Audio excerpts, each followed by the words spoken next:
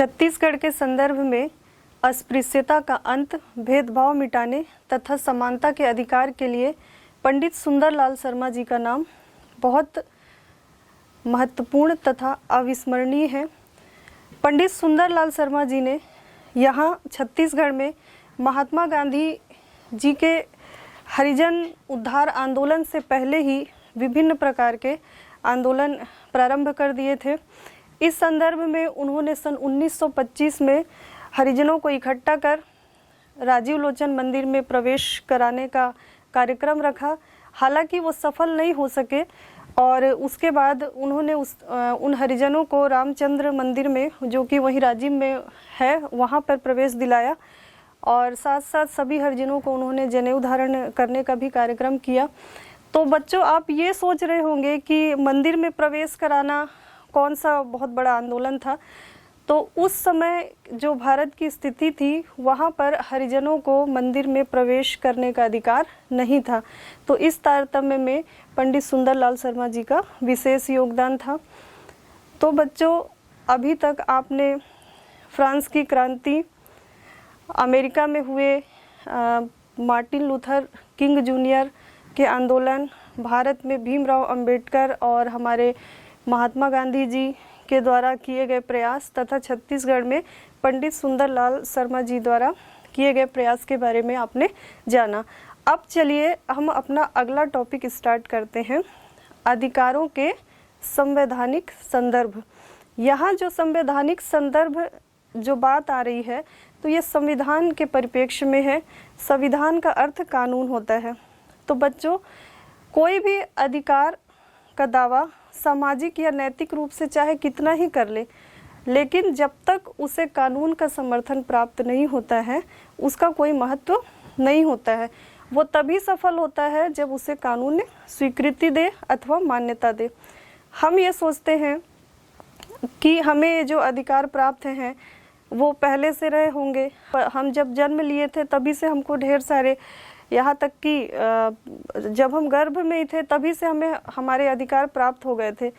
लेकिन ये जो अधिकार है, ये किसी एक देश, एक व्यक्ति या किसी एक समय की देन नहीं है, बल्कि ये तो समाज की आवश्यकताओं, मांग और उसके विचार, सामाजिक बदलावों का उत्पन्न परिणाम है।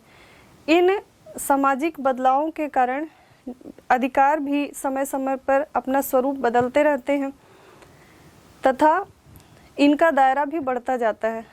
तो बच्चों, जब इनका स्वरूप बदल रहा है तथा इनका दायरा भी बढ़ता जाता है, तो अधिकार आमतौर पर उस स्थिति या अधिकारों का दर्जा हासिल करते हैं जब लोगों की आवश्यकताओं को कानूनी रूप से मान्यता दी जाए।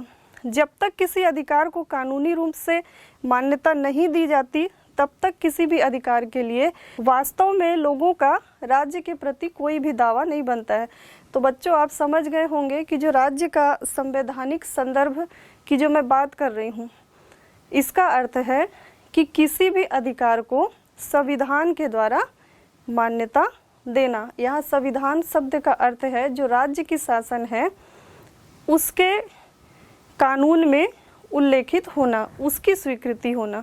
तो बच्चों समझ गए। चलो इसे हम एक उदाहरण से समझते हैं कि सन 2002 में भारत की संसद के द्वारा 86वें संविधान संशोधन में शिक्षा के अधिकार को मौलिक अधिकार के रूप में स्वीकृति प्रदान की गई।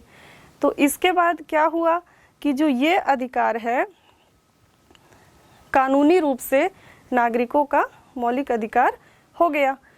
तो बच्चों, जब तक कोई सरकार किसी कानून को मान्यता नहीं देती, उसे स्वीकृति नहीं देती, तब तक उसका महत्व नहीं होता।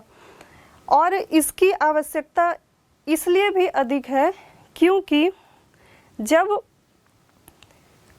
ये अधिकार कानूनी रूप से स्वीकार किए जाते हैं, तब किसी देश या प्रांत के सभी समाज के लोग इसे स्वीकार कर पाते हैं।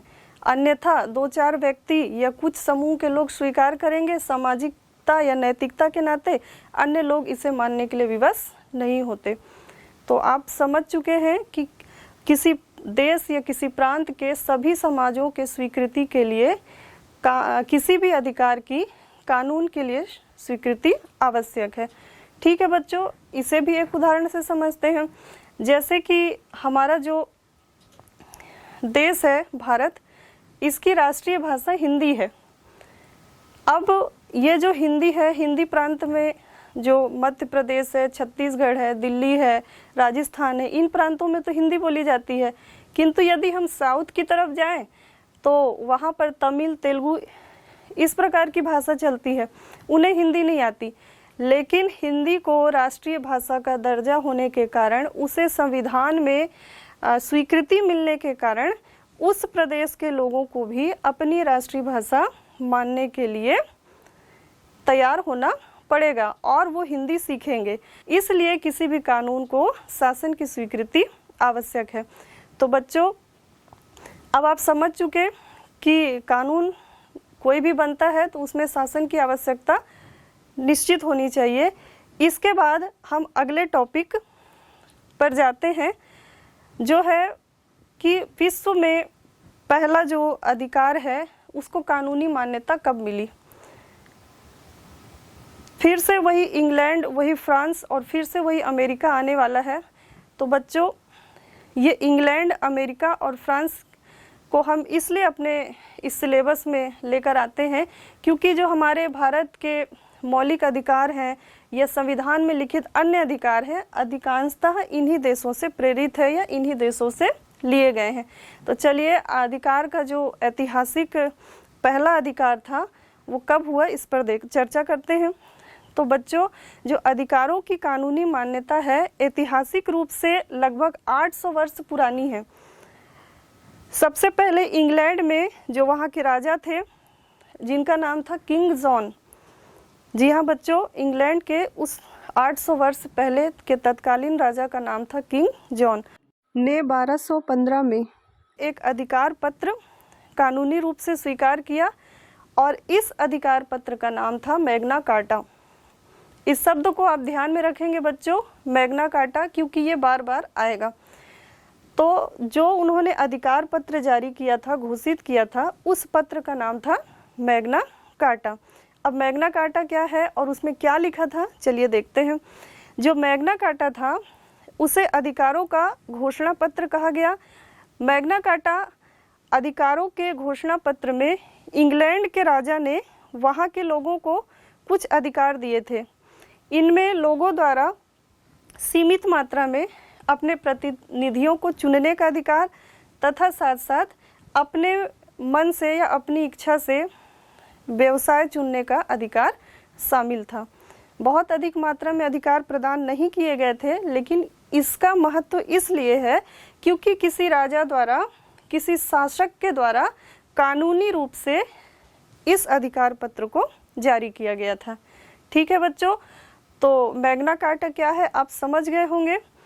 चलिए, अब हम अपना अगला टॉपिक पढ़ते हैं, बिल ऑफ राइट्स।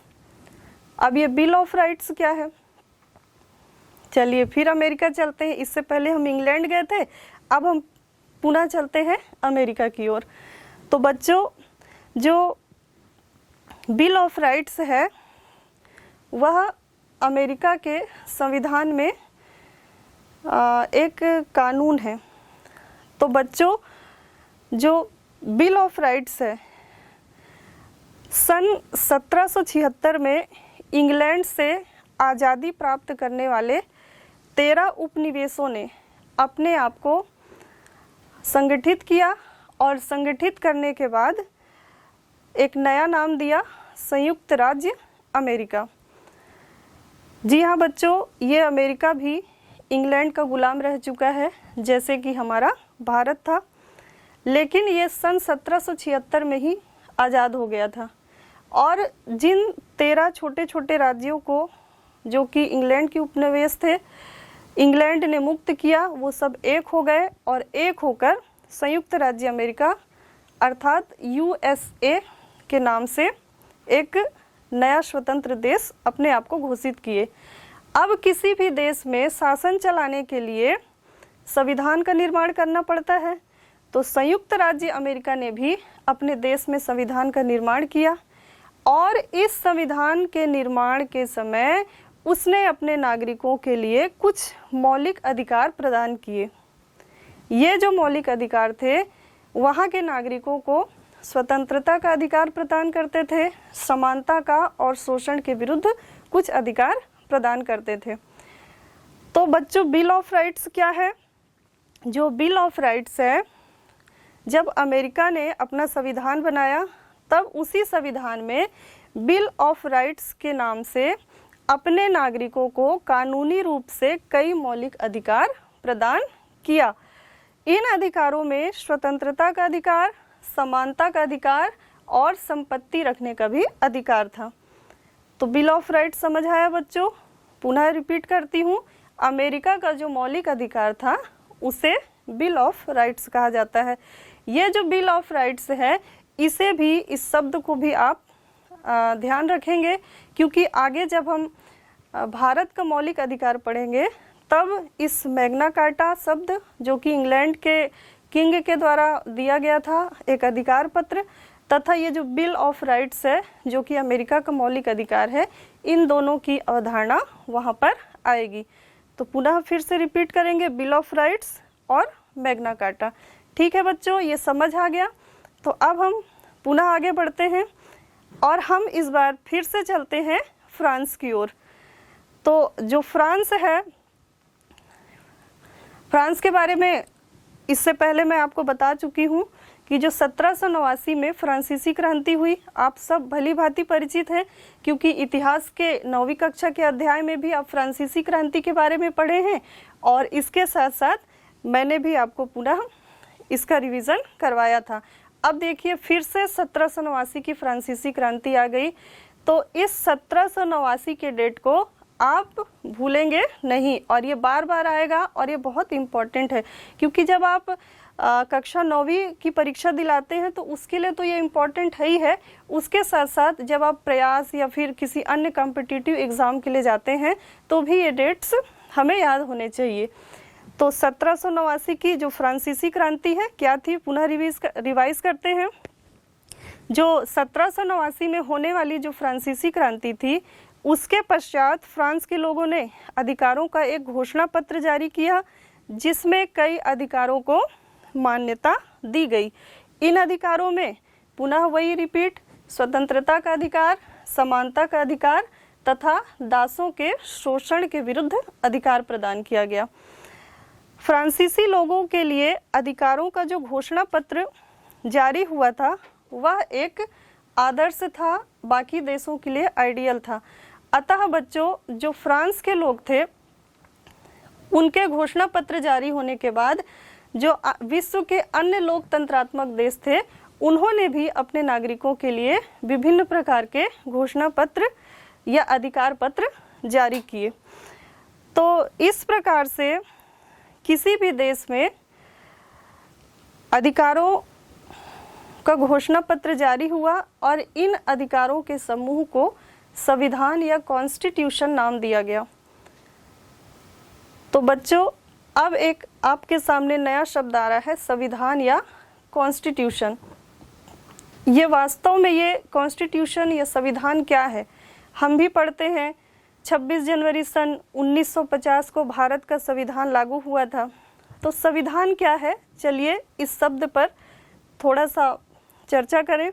संविधान किसी देश की ऐसी सर्वोच्च स्थिति होती है जिसके माध्यम से उस देश का शासन प्रशासन संचालित होता है तथा संविधान की सर्वोच्चता इस बात से लगाई जा सकती है कि वह किसी देश में उपस्थित अन्य कानूनों, नियमों, विनियमों आदि की तुलना में प्राथमिक होता है।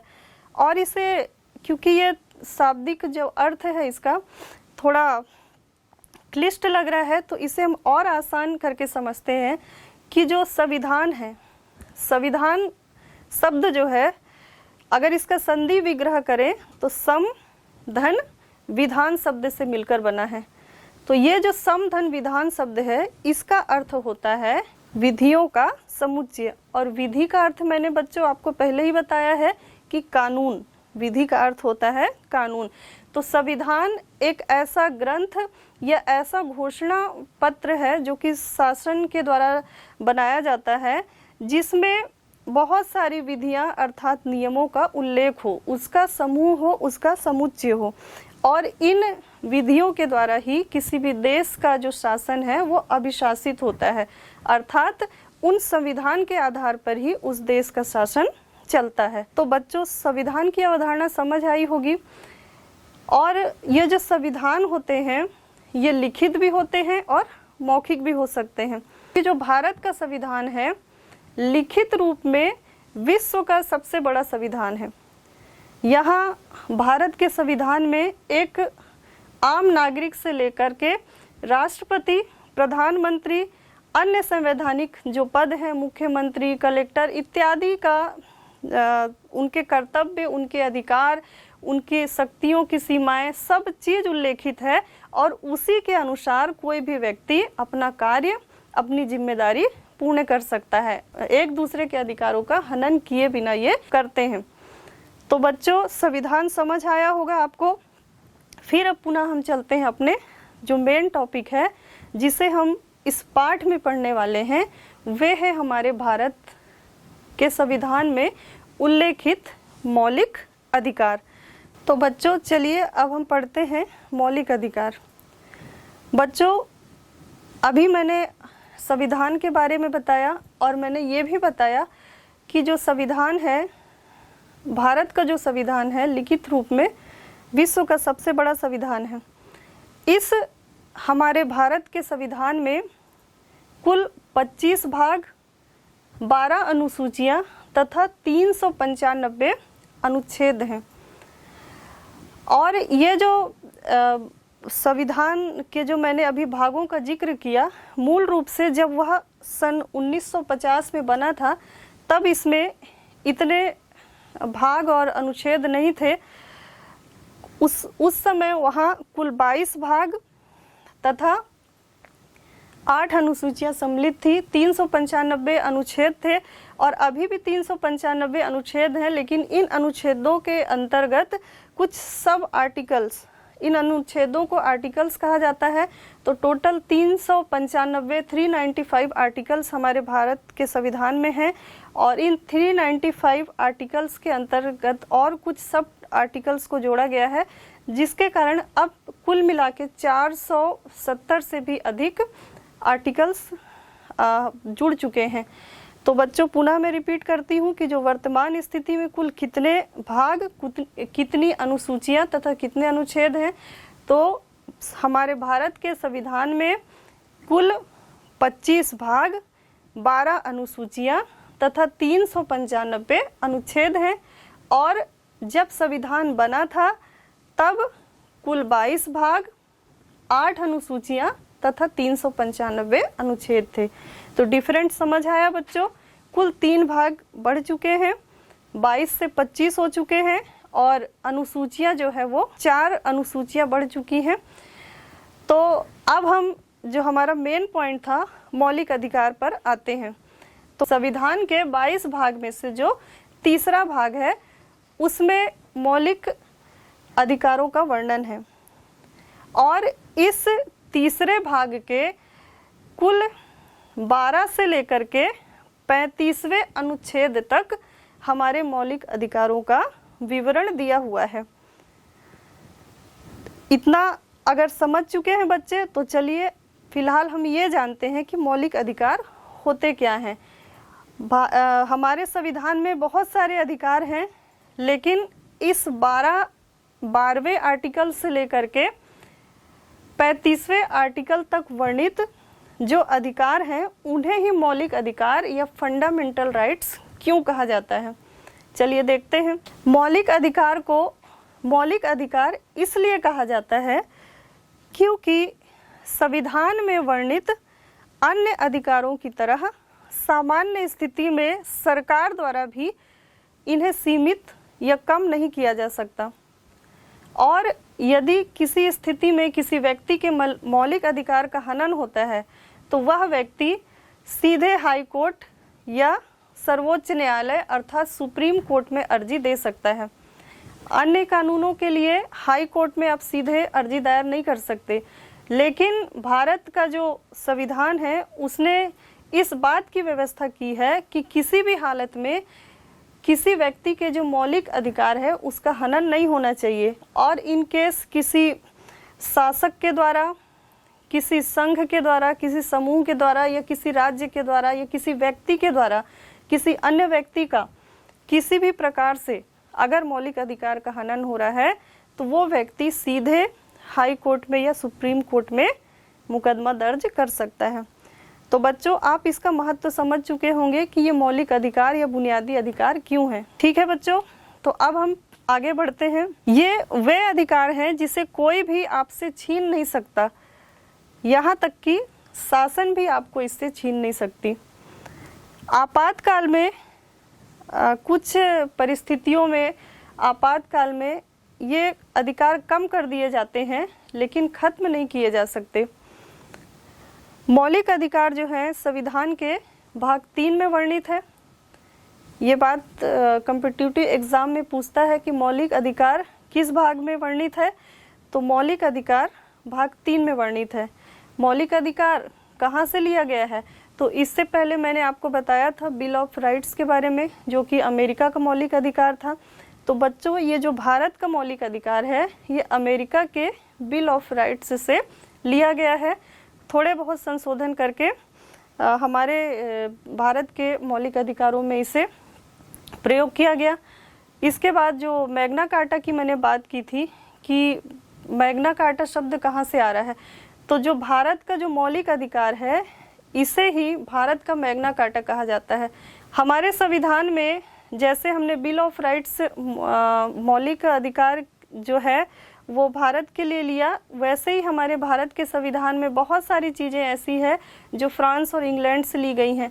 जैसे भारत का जो संसदीय प्रणाली है वह किससे लिया गया है, ये भी प्रश्न आता है। तो जो संसदीय प्रणाली है वह इंग्लैंड से लिया गया है। जैसे हमारे भारत में लोकसभा और राज्यसभा है, राज्यसभा उच्च सदन होता है और लोकसभा निम्न सदन को कहा जाता है। उसी प्रकार इंग्लैंड की संसद को पार्लियामेंट कहा जाता है और पार्लियामेंट में जो लोकसभा है मतलब निम्न सदन है उसे हाउस ऑफ कॉमन्स और जो उच्च सदन है उसे हाउस ऑफ लॉर्ड्स कहा जाता है। तो बच्चों, आपका जो मौलिक अधिकार की अवधारणा अब समझ बन चुकी होगी कि मौलिक अधिकार ऐसे अधिकार हैं जिसे कोई छीन नहीं सकता, यहाँ तक कि उस देश का शासन या राज्य या शासक कोई भी आपसे छीन नहीं सकता, और इसे जो है सर्वोच्च न्यायालय तथा उच्च न्यायालय से संरक्षण प्राप्त है। और मौलिक अधिकार जो है बिल ऑफ राइट्स अर्थात अमेरिका से लिया गया है, और मौलिक अधिकार से संबंधित मैग्ना कार्टा जो कि इंग्लैंड के द्वारा जो अधिकार पत्र था उससे लिया गया है। तो भारत के संविधान का मैग्ना कार्टा किसे कहा जाता है? भारत के संविधान का मैग्ना कार्टा संविधान के भाग 3 जो कि मौलिक अधिकारों से संबंधित है उसे कहा जाता है। इस प्रश्न का आप उत्तर दे सकेंगे। चलिए बच्चों, अब हम आगे बढ़ते हैं और भारत के संविधान में कौन कौन से मौलिक अधिकार हैं उसका अध्ययन करते हैं। तो चलिए देखते हैं। भारत के संविधान में कुल 6 मौलिक अधिकार प्रदान किए गए हैं। कौन कौन से हैं वो? पहला है समता का अधिकार, दूसरा स्वतंत्रता का अधिकार, तीसरा शोषण के विरुद्ध अधिकार, चौथा धर्म की स्वतंत्रता का अधिकार, पांचवा संस्कृति और शिक्षा संबंधी अधिकार तथा छठवां है संवैधानिक उपचारों का अधिकार। तो कुल 6 अधिकार प्राप्त हैं। कौन कौन से?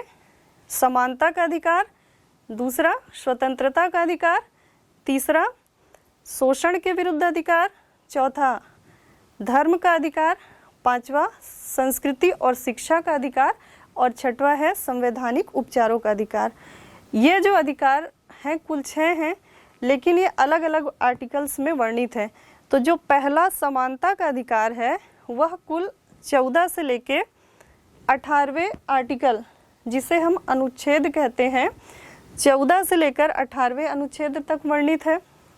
फिर जो दूसरा स्वतंत्रता का अधिकार है वह 19 से लेकर 22वें अनुच्छेद तक वर्णित है। उसके बाद शोषण के विरुद्ध अधिकार आता है, ये 23वें और 24वें अनुच्छेद में वर्णित है। और धर्म की स्वतंत्रता का जो अधिकार आता है वह 25 से लेकर 28वें अनुच्छेद तक वर्णित है। इसके बाद जो संस्कृति और शिक्षा संबंधी अधिकार हैं वो 29वें और 30वें अनुच्छेद में वर्णित है। और इसके बाद आता है संवैधानिक उपचारों का अधिकार, तो यह अनुच्छेद 32 अर्थात 32 में वर्णित है। अब आप सोच रहे होंगे बच्चों कि इतने सारे मैंने अनुच्छेद बताए, उसमें से 31वां अनुच्छेद तो मैडम ने बताया नहीं, तो वो कहाँ गया? जो 31वां अनुच्छेद था, जब हमारा संविधान लागू हुआ था 1950 में, बच्चों 26 नवंबर सन 1949 को हमारा संविधान सभा के द्वारा पारित हो चुका था और 26 जनवरी सन 1950 को हमारा संविधान लागू हुआ था। जब हमारे देश में संविधान लागू हुआ था उस समय कुल 7 मौलिक अधिकार थे और जो संपत्ति का अधिकार है वह 7वां मौलिक अधिकार था, उसे आर्टिकल 31 में रखा गया था।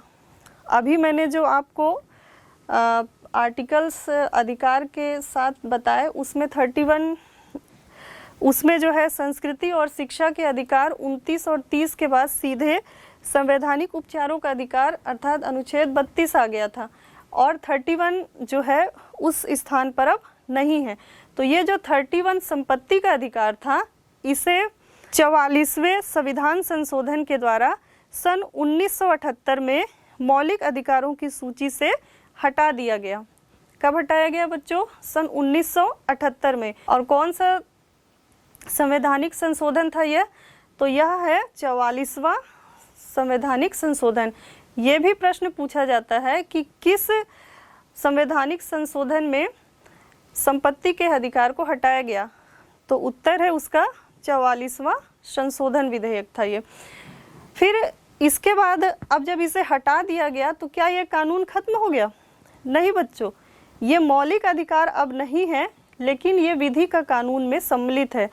और हमारे संविधान के जो भाग 12 है, मौलिक अधिकार भाग 3 में है, और अब ये जो संपत्ति का अधिकार है उसे भाग 12 के 300A के तहत कानूनी अधिकार बना दिया गया है। तो ये संपत्ति का अधिकार कहाँ गया? हमारे संविधान के 12वें भाग के 300A अनुच्छेद या आर्टिकल में अब ये उपस्थित है और अब ये मौलिक अधिकार ना होकर के कानूनी अधिकार है। तो बच्चों, कानूनी अधिकार और मौलिक अधिकार में कुछ अंतर होता होगा।